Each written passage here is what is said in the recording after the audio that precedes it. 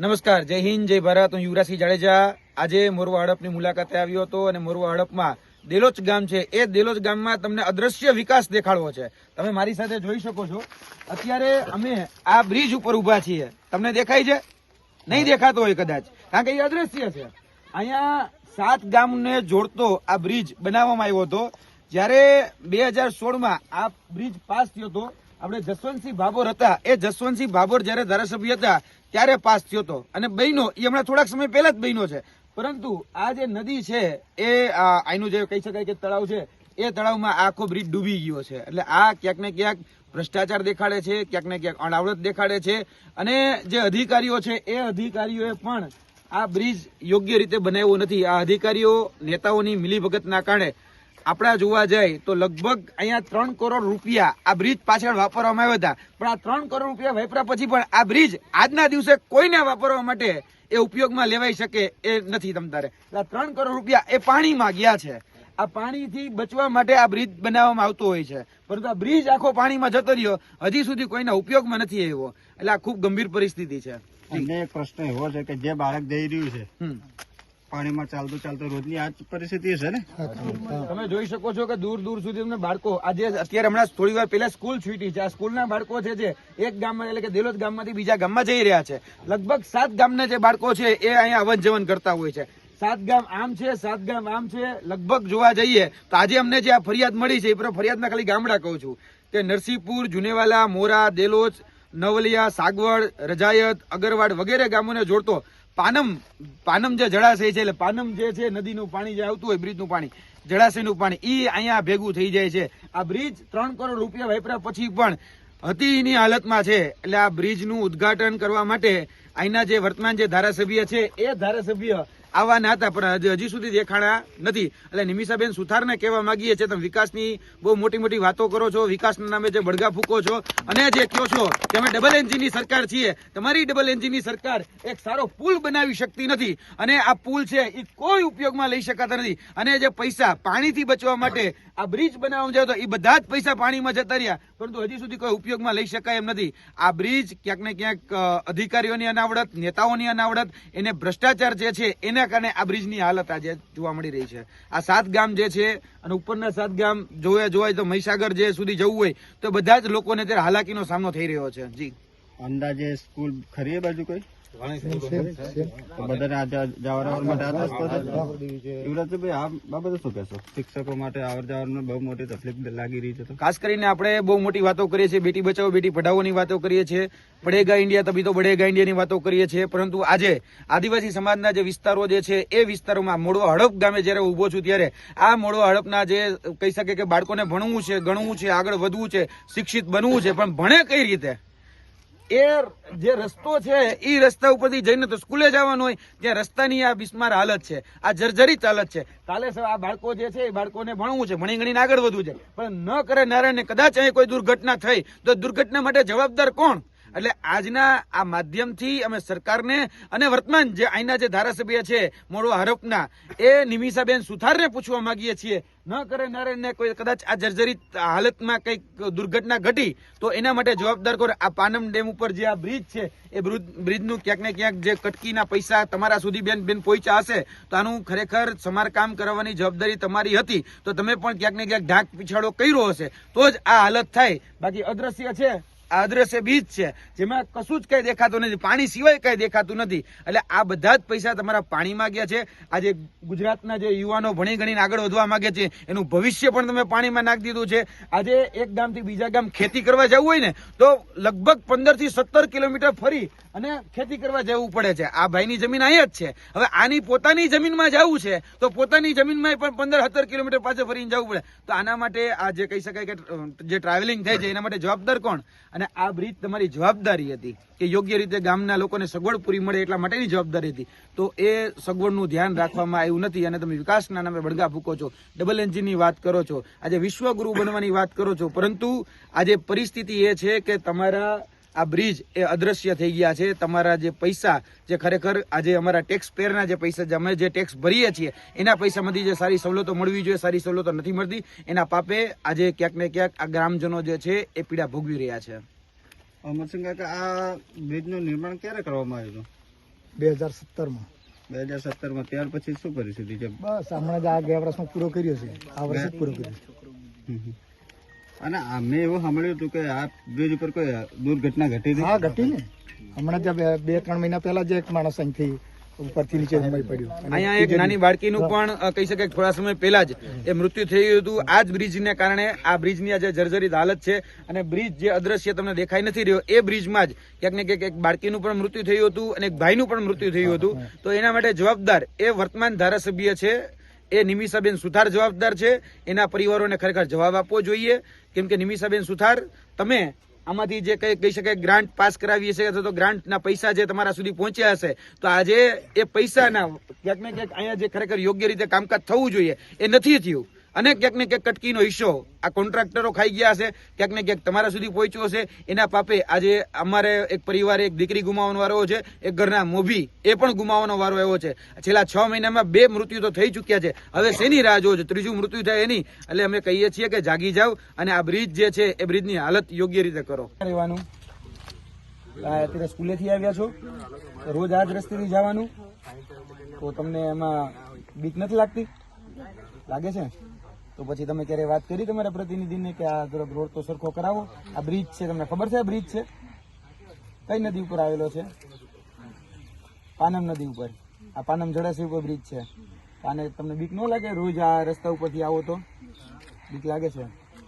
તો હવે તમારા પ્રતિનિધિને ક્યારે કીધું, તમારા ગામના સરપંચને કે ગામના આગેવાનને કે તમારા અહીંના ધારાસભ્ય મત વિસ્તારમાં છે નિમિષાબેન આવ્યા હતા તમને જોવા સ્કૂલે? ક્યારે નથી આવતા? તો નિમિષાબેનને કહેજો કે ક્યારેક આવો અમારી સ્કૂલે. બહુ મોટી મોટી વાતો કરો છો ને કે ડબલ એન્જિનની સરકાર છે, બડેગા ઇન્ડિયા, તમે બડેગા ઇન્ડિયાની વાતો કરો છો, વિશ્વગુરુ બનવાની વાતો કરો છો. આ વિશ્વગુરુ રસ્તામાં કઈ રીતે બનશું આ રીતે રસ્તા ઉપર ચાલીને? તમે મિત્ર, તમે તૈયારી કરો છો, અહીંયા ભણો છો? અચ્છા, કઈ શાળામાં છો? બરોબર. કેટલામાં ધોરણમાં છો? 9માં છો. અચ્છા, રોજ આ બ્રિજ ઉપરથી આવો જાવો છો? બીક લાગે કે ના લાગે? લાગે છે. તો ક્યારેક પ્રતિનિધિને વાત કરજો કે આ બ્રિજ તો સરખો કરાવો. અને આ માધ્યમથી નિમિષાબેન સુથાર તમને પણ કહીએ છીએ, આ બાળકોનું જે ભવિષ્ય છે, બાળકોનું જે જીવન છે એ જોખમમાં છે. તમે બહુ મોટી મોટી ફાકા ફોજદારી કરો છો, બહુ મોટી મોટી વાતો કરો છો. તમારા નેતાઓ પણ જે કહી શકાય કે દિલ્હીમાં બેઠા છે એવું કહે છે પડેગા ઇન્ડિયા તभी तो बढ़ेंगे इंडिया, બેટી બચાવો બેટી પઢાઓની વાતો કરે છે, વિશ્વગુરુ બનવાની વાતો કરે છે. આપણા ટેલેન્ટ બાળકને તમારે આગળ લઈ જવું છે, ઓલિમ્પિક તમારે અહીં લાવવું છે, બધું જ તમારે કરવું છે. પણ આ ડબલ એન્જિનની સરકારમાં આ પાનમ જળાશય ઉપર આવેલો જે બ્રિજ છે ને એ બ્રિજની હાલત જોઈ લ્યો તમે. 3 કરોડ રૂપિયાનો ખર્ચો કર્યા પછી પણ આ બ્રિજ હજી એમનેમ જ છે, અદ્રશ્ય છે. આ પાણી હજી સુધી ક્યાંય જતું નથી. આ બે સાઈડ ખાલી પાણી ભરાયેલું જ તમને જોવા મળતું હશે. એટલે મહેરબાની કરીને ફાકા ફોજદારી કરવાનું બંધ કરો અને જે કરવાનું કામ છે એ કરો. બાકી આ જે દ્રશ્યો છે એ કોકનો જીવ લેશે. આથી થોડા સમય પહેલા કોકનો જીવ ગયો જ છે. આથી થોડા સમય પહેલા જ બાળક કહી શકાય કે આ જ રીતે ગુજરી ગયું છે અને એના પહેલા પણ એક માણસ ગુજરી ગયો છે. એટલે બે વ્યક્તિઓના તો જીવ જતા રહ્યા છે. જી, અંદાજે કેટલા છોકરાઓ ભણતા હશે સ્કૂલમાં? ઘણા બધા. કેટલા? 70-80. બધા આજ રોડ પર આવર જાવર કરો છો? આજે જોવા જઈએ તો ગુજરાતમાં ઠેર ઠેર દારૂઓની હાટડીઓ ચાલે છે. દેશી દારૂ હોય કે ડ્રગ્સ હોય એની હાટડીઓ આજે દિવસે ને દિવસે ગુજરાતમાં વધી રહી છે. વાતો કરવામાં આવે છે કે ગુજરાત દારૂબંધી ધરાવતું સ્ટેટ છે, પરંતુ આ ગુજરાતની અંદર જોવા જઈએ તો ખાતર ન મળે, પરંતુ જોવા જઈએ તો શેરીએ ગલીએ ગલીએ એ દારૂ મળે છે. એનું જીતું અને જાગતું ઉદાહરણ આજે અમે મોડવા હરફ જયારે આવ્યા ત્યારે એમાં જે બ્રિજ છે એ બ્રિજ પાસે એક આવેલી સરકારી શાળાની બાજુમાં જે MGVCLની કચેરી પણ આવી છે, જે ધીકે હાઈસ્કૂલ છે એ ધીકે હાઈસ્કૂલની બાજુમાં MGVCLની કચેરી છે, તેની બાજુમાં જ એ કહી શકાય કે દેશી દારૂના અડ્ડા ચાલે છે. એ અમે અમારી નરી આંખે જોયા છે.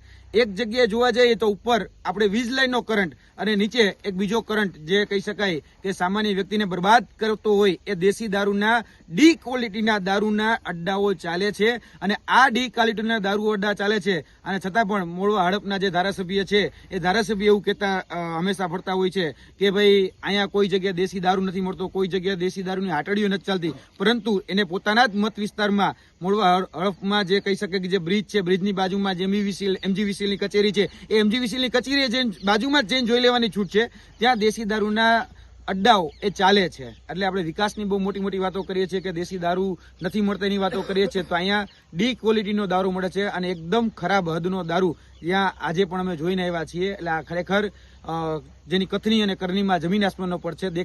હાથીના દાંત દેખાડવાના અલગ અને ચાવવાના જેમ અલગ હોય છે. ભારતીય જનતા પાર્ટીના દેખાડવાના દાંત અલગ છે અને ચાવવાના દાંત અલગ છે. દારૂબંધીની વાતો કરવામાં આવે છે પણ ગુજરાતની એક પણ ગલી હવે બાકી નથી રહી. એટલે નિમિષાબેન સુથારને પણ કહેવાનું તો મહેરબાની કરીને જૂઠાણા ફેલાવવાના બંધ કરી દો. ભારતીય જૂઠાણા પાર્ટી જૂઠાણા ન ફેલાવે, વાસ્તવિકતા જે છે એ વાસ્તવિકતાને સામે લાવે અને તાત્કાલિક ધોરણે એનું નિરાકરણ લાવે. અને સંતરોડ થી સંતરામપુર જે હાઈવે બની રહ્યો છે એની અંદર ભૂપેન્દ્રભાઈ પટેલ જે ખરા એમને રોડની સંતરોડથી સંતરામપુર ખાતે જે હાઈવે બની રહ્યો છે એમાં 3 વખત જાહેરાત કરવામાં આવી હતી અને 3 વખત અલગ અલગ ગ્રાન્ટ આપવામાં આવી હતી. લગભગ પહેલી જે જાહેરાત હતી એમાં 10 કરોડ રૂપિયાની ગ્રાન્ટ હોય, બીજી જે જાહેરાત હતી એમાં 120 કરોડ રૂપિયાની જાહેરાત કરવામાં આવી હતી અને ત્યારબાદ 670 કરોડની જાહેરાત કરવામાં આવી હતી. પરંતુ આજ દિન સુધી એમાં નથી હજી કહી શકાય નેશનલ હાઈવે બન્યો કે નથી સીસી રોડ સરખી રીતે કમ્પ્લીટ થયો. હવે દરેક વખતે જે છે એ લીપાપોથી કરવામાં આવે છે, એટલે ડામરના લીપા મારવામાં આવે છે, એનાથી વિશેષ કંઈ કરવામાં નથી આવતું. એટલે લગભગ 850 કરોડ રૂપિયા જે છે એ દર વખતે બેનરો ઉપર જાહેરાત કરવામાં આવે છે પણ વાસ્તવિક રીતે જયારે વાપરવાના આવે ત્યારે વપરાતા નથી. એટલે આ ફક્ત ને ફક્ત ભારતીય જાહેરાત પાર્ટી છે જે હંમેશા જાહેરાતો કરે છે મોટી મોટી, પણ વાસ્તવિક રીતે ધરાતલ ઉપર જયારે વાત આવે ત્યારે ધરાતલ ઉપર એનું કામ દેખાતું નથી. અને દરેક વખતે વિકાસના નામની જે બણગા ફૂકે છે એ